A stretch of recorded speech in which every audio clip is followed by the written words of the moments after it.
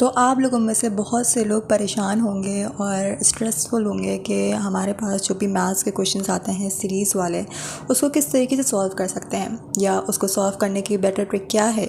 Either जो हम लोगों ने सॉल्व किया भी है तो वो आंसर करेक्ट भी है या फिर नहीं। इन सब सवालों के जवाब लेके मैं इस वीडियो में आप लोग के पास आई हूँ ताकि आप लोग की जो भी कन्फ्यूजन है वो बिल्कुल हल हो जाए और आप लोगों को पता चल जाए कि जो सॉल्यूशन आप लोग कर रहे हैं, जो ट्रिक आप लोग इस्तेमाल कर रहे हैं वो करेक्ट है भी या फिर नहीं। तो इस वीडियो में मैं आप लोगों को 3 ऐसे पॉइंट्स बताऊंगी कि जिसको फॉलो करते हुए आप लोग सीरीज़ वाले कोई भी क्वेश्चन जो है आसानी से सॉल्व कर सकते हैं।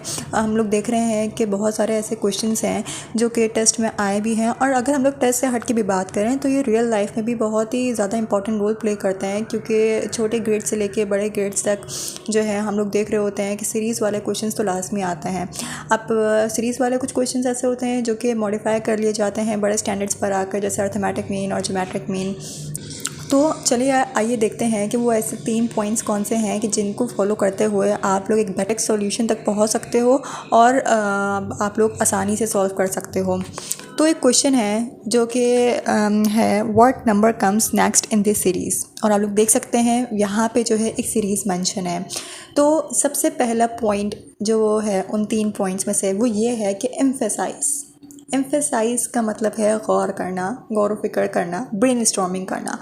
सो यू हैव टू ब्रेनस्टॉर्म कि जो क्वेश्चन गिवन है तो वो क्वेश्चन बनाने वाले ने क्या सोच के बनाया होगा। तो ये थोड़ा मुश्किल है लेकिन ये इम्पॉसिबल भी नहीं है, क्योंकि यही एक ट्रिक है कि जिसको सामने रखते हुए हम लोग बाकी के नेक्स्ट स्टेप जो हैं फुलफ़िल कर सकते हैं और सॉल्यूशन फाइंड आउट कर सकते हैं।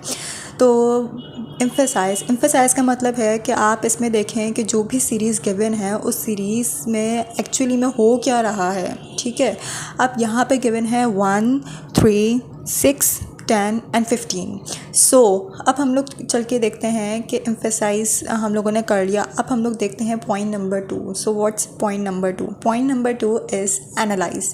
अब आपको इस सीरीज़ के पैटर्न को एनालाइज करना होगा। एनालाइज किस तरीके से करेंगे वो मैं आप लोगों को बताती हूँ।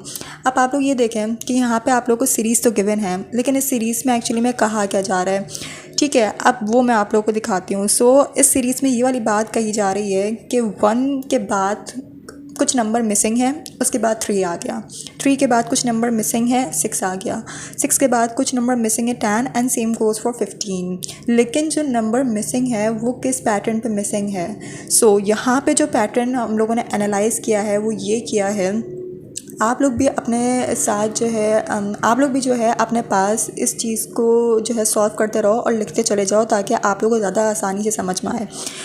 1 के बाद 2 मिसिंग है, यानी 1 डिजिट मिसिंग है। ठीक है, अब हम लोग देखते हैं दूसरे में क्या फ़र्क है। 3 और 6, 3 और 6 के बीच में 2 डिजिट्स मिसिंग है, यानी 4 और 5। 6 और 10, 6 और 10 के बीच में 3 डिजिट्स मिसिंग है, यानी 7, 8 एंड 9। 10 एंड 15 के बीच में 4 डिजिट्स मिसिंग है, यानी 11, 12, 13 एंड 14। अब 15 के बाद क्वेश्चन मार्क है, यानी हम लोगों ने देखा कि जो भी बीच में गैप्स थे वो गैप्स असेंडिंग ऑर्डर में थे, यानी 1 से लेके 3 के बीच में 1 नंबर का फ़र्क था, 3 से लेके 6 के बीच में 2 नंबर का फ़र्क था, and so on so fourth.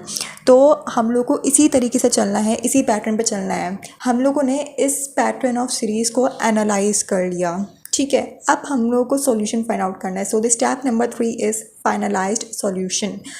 अब हम लोग को क्या करना है, इसी असेंडिंग ऑर्डर में देखना है कि 15 के बाद 5 नंबर का डिजिट का गैप होना चाहिए और उसके बाद जो भी नंबर होगा वो हमारा करेक्ट सॉल्यूशन होगा। तो 15 के बाद मैं लगा देती हूँ 15 और क्वेश्चन मार्क। 15 के बाद हम लोग इतना काउंट करेंगे कि 5 नंबर्स का जो है वो फ़र्क आ जाए। सो 16, 17, 18, 19 एंड 20। उसके बाद 5 नंबर का डिजिट्स का फ़र्क आ गया, उसके बाद हमारे पास नंबर आता है 21। So the correct answer is 21। So these are the 3 steps जिसको आप लोग फॉलो करते हुए कोई भी सीरीज़ का क्वेश्चन आ जाए उसको आप लोग स्मार्टली और परफेक्टली जो है सॉल्व कर सकते हो। आई होप सो आप लोगों को ये ट्रिक समझ में आई होगी, और अगर मेरी ट्रिक समझ में आई है तो काइंडली चैनल को सब्सक्राइब कर दें, लाइक और कमेंट और शेयर कर दें, ताकि मेरी अपकमिंग जितनी भी वीडियोस हैं वो आप लोगों को टाइमली मिलती रहे, और मैं इस टाइप के क्वेश्चंस के साथ मज़ीद वीडियोस बनाऊंगी ताकि आप लोग भी उसको देख के प्रैक्टिस कर सको।